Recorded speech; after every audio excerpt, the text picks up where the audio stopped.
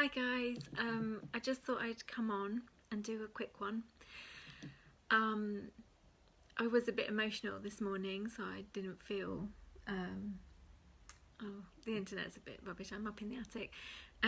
Yeah, I was a bit emotional this morning. I didn't feel like I could come on and do it, but we have just had, we've just had the new moon, not new moon, full moon, and I think I was just processing some stuff. So, it's a bit delayed today, but it really came through about self-mastery, and the song, Michael Jackson's Man in the Mirror, was really running through my head all day. I'm talking to the man in the mirror, I'm asking him to change his ways, and the message couldn't have been any clearer. If you want to make the world a better place, take a look at yourself and make a change. And that's really what self-mastery is all about. You know, we've come here, incarnated on this earth. We're divine spiritual beings. We're aspect of source. You know, we are incredible creator beings. And yet we've chosen to incarnate. We've chosen to incarnate into a physical form of density. And the work is to clear the density so that we can hold our light, radiate our light out into the world. And really that's what self-mastery is. And the work is us. The work is ourselves. It's not us doing anything outwardly to anyone else or for anyone else. And this came through for me as well because I really struggle with the term healer. I didn't know what to call myself. I felt that people needed a title that made sense to them. But I've always really struggled with the term healer because I don't heal. I provide a space. I'm a conduit for source energy. I provide the guidance through channeling, and also I provide the conduit. I am the bridge so that higher energies can work through me to assist somebody to do their own transformation and healing. And that's it. We do the transformation. We do our own healing. You know, there is no magic pill. There is nothing that anybody can give us. And that's why sometimes they call it the work or they call it practice. And it really means that, you know, no matter how you're drawn into, you know, unlocking those aspects, that wisdom within yourself that takes you to that next step, there has to be action in alignment. We have to take some action. So we have to do the work.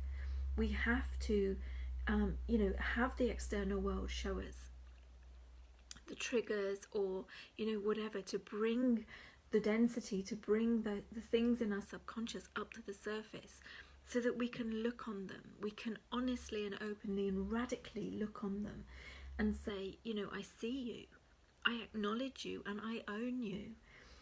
And then it's about accepting, you know, releasing. We get to release what no longer serves when we're able to actually shine the light on it. You know, if we are hiding anything, if we're burying anything, if we're allowing anything to remain deep inside of ourselves, then we're keeping ourselves stuck.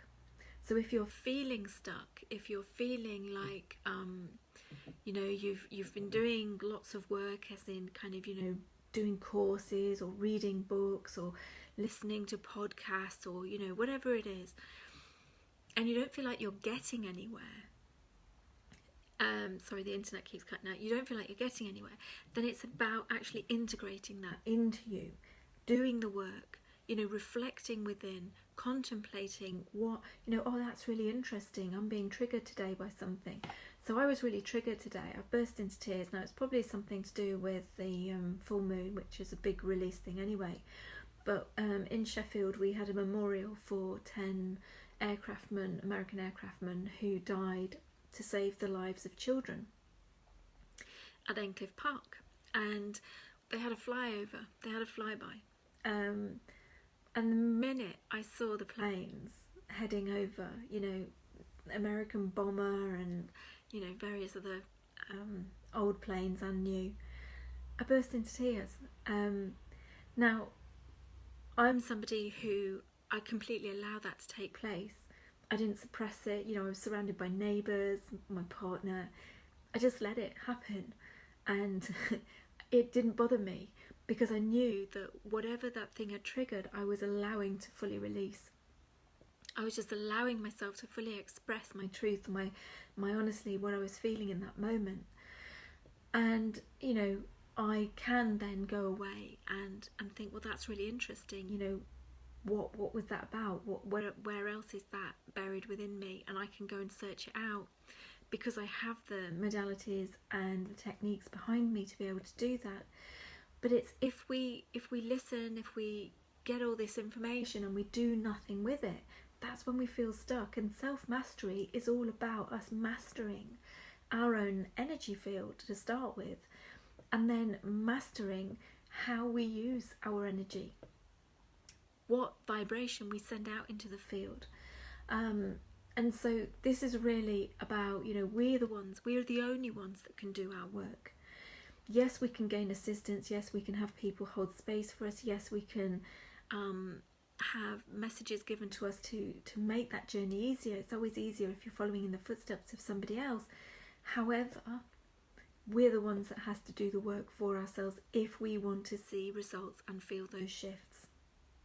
Now, the more we release, the more we let go, the more we take action in alignment to our heart, action in alignment to our highest vibrational energy, the more we will actually visibly see those shifts occurring in our outer reality. Because again, the outer reality is a reflection of our inner landscape.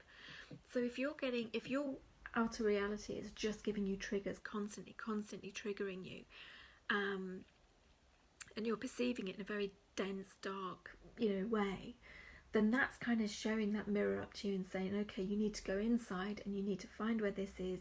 You need to unpick it, unravel it, be that detective. Go, wow, that's really interesting. Okay, where's that? You know, what was that from? Whose voice does that sound like? Do all that work. Shine the light within. Clear and release. So allow. Surrender to the process of releasing, however that wants to look and feel. And then you've cleared the space. You've cleared the space to embody more of your light. And as you embody more of your light, your outer reality then reflects your inner landscape. So as your inner landscape becomes lighter, as you fill with more of your soul essence, as you connect more with your I am presence and that creator being aspect of yourself, that creator beingness, I call it, then your outer reality takes on a whole new look and feel. You know, my world has changed exponentially. I can't even tell you how far from where I was I am now, purely because I took risks, I took action in alignment, I did the work, I integrated the stuff.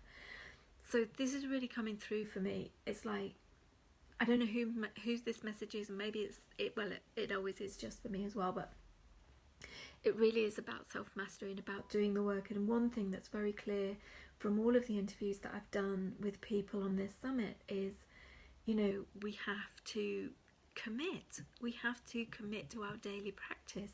And it doesn't mean to say that you have to sit in the lotus position for 20 minutes every day. But what it does mean is you take part in your spiritual practice in whatever way, shape or form that gets to look for you. It could be doing something you absolutely love, allowing your inner child to come out and play, you know, doing this inner work. It might be releasing something, it might be detoxing, it could be walking in nature, it could be connecting with trees and just connecting with the magical beings that are around us, our guides, you know, opening our hearts up. It's all the work. So it doesn't matter what it looks like, but it's something that we need to commit to. And I hold my hand up because for many, many years I've dipped my toe in and then stepped straight back out again. You know, I've kind of done a bit, stepped out of it again, and fallen into those old patterns of being. So, you know, if you want to see change, you have to be the change. You have to do the work. You have to actually do and take action on what your heart is calling you to do. And to get that really clear understanding of what it is your heart is calling you to do, and rather than your mind or, you know, possibly the parasites that are in your system. I again, hold my hand up, I had lots of parasites in my system, candida especially. You know, being able to discern the voices, that's a major step forward. Connecting with your highest aspect of self, feeling into how your higher self connects and talks with you, you know, what symbols, what language, what, you know, feeling into how those messages are. Then knowing when, you know, which direction you're being pulled in. You know, are you tuning into Divine FM or are you tuning down into Ego FM? And that, you know, we all start somewhere, so not judging ourselves either. And when we do fall, because we will along this path, if we do stumble and we take steps where we feel we're taking steps backwards, not judging, not hating on ourselves, you know, just going, oh, that's interesting. Again, boom, the minute you get awareness, you get to make a choice. So not hating on yourself, not judging yourself, but then just going, okay, everything's perfect and in perfect timing. You know, I needed to experience that fall back, so it'll either give me greater resilience or, you know, more determination, whatever it is. And then you take that next step in alignment with your truth and that next step. And what I've found in my life is the more I take those steps, and sometimes they're big and sometimes they're small, but the more I take those steps, the clearer the messages from my heart are. And the more I'm able to commit to those bigger steps. You know, things like leaving a very well-paid, secure job, completely trusting in the universe that not only the universe had my back, but I had my back. That I was going to actually manifest my soul-fueled life because I was going to work in partnership, in harmony with my highest aspect of self. So that was the message that was coming through today. I hope that serves somebody out there. Oh, sorry, this internet's keeping cutting out and recording, so I don't know if this is jerky or not. So I hope that serves somebody out there well. Much love to you all. Take care. Bye.